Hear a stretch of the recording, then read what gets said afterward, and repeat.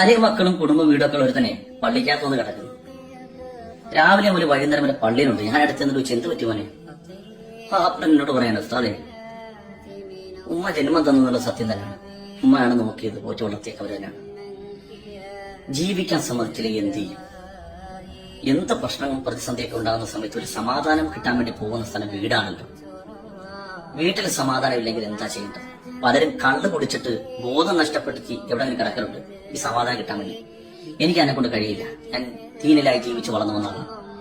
എന്ത് ചെയ്യണമെന്നറിയാൻ വയ്യാതെ ചെറുപ്പക്കാരന് ഞാൻ സഹായമായി പള്ളി മാറി കിടക്കാണ് ഫുൾ ടൈം വീട്ടിൽ പോകാറ്.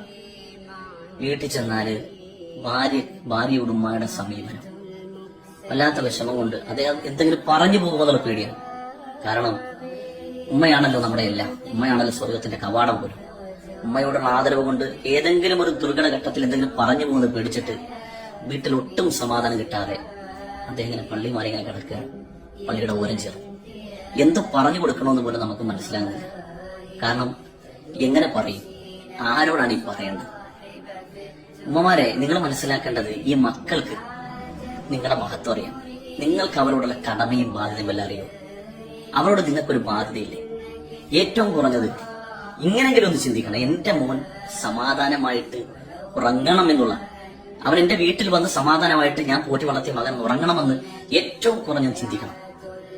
നിങ്ങൾ അദ്ദേഹത്തിന്റെ ഭാര്യയായിട്ട് പ്രശ്നം ഉണ്ടാക്കണം, അഥവാ നിങ്ങളുടെ മരുമോളുമായിട്ട് ഉണ്ടാകുന്ന പ്രശ്നത്തില് മരുമോളേക്കാൾ പ്രതിസന്ധിയും വിഷമം അനുഭവിക്കുന്നത് ഇത് രണ്ടിന്റെ ഇടയിൽ കിടന്ന് നീറുന്നത് മകന്. കാരണം വലിയ പ്രതീക്ഷയോടുകൂടി വീട്ടിലേക്ക് വന്ന ഒരു പെണ്ണിനെ തിരസ്കരിക്കാൻ വയ്യ, എന്നാൽ പെറ്റുവളർത്തി ഉമ്മാനെ ഒഴിവാക്കാനും പറ്റത്തില്ല.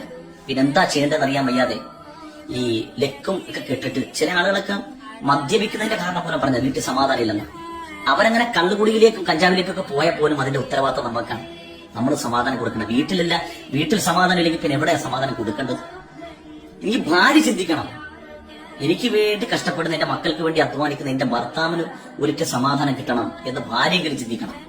നിങ്ങൾ രണ്ടുപേരും ചിന്തിക്കാത്ത കാലത്തോളം ഈ മനുഷ്യരിങ്ങനെ പള്ളിയുടെ ഓരത്തിലും കടത്തിനിടയിലൊക്കെ കയറി ഇങ്ങനെ കിടക്കും.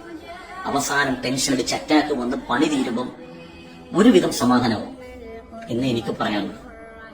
അങ്ങനെ എത്ര മനുഷ്യർ ദിനം പ്രതി പല പ്രയാസങ്ങളും പരാതികളും നമ്മളോട് പറയുന്നു. സൊല്യൂഷൻ പോലും പറഞ്ഞു കൊടുക്കാൻ കഴിയാതെ നമ്മൾ പകച്ചു പോകും. കാരണം രണ്ടും ഏറ്റവും പ്രിയപ്പെട്ടവരാണ്. ഭാര്യയെ നമുക്ക് തിരസ്കരിക്കാൻ വയ്യ, ഉമ്മാനെ തിരസ്കരിക്കാൻ വയ്യ. പിന്നെ എന്താ വേണ്ടത്? ഉമ്മമാര് മനസ്സിലാക്കേണ്ടത്, എന്റെ മകൻ എന്തായാലും നിങ്ങൾ ജന്മം കൊടുത്തല്ലോ, അവരോടുള്ള ബാധ്യതയാണ് ഒരിക്കൽ സമാധാനം. മക്കളാണല്ലോ നമ്മൾ, അവര് സമാധാനമായിട്ട് ജീവിക്കലാണല്ലോ നമ്മുടെ ആവശ്യം.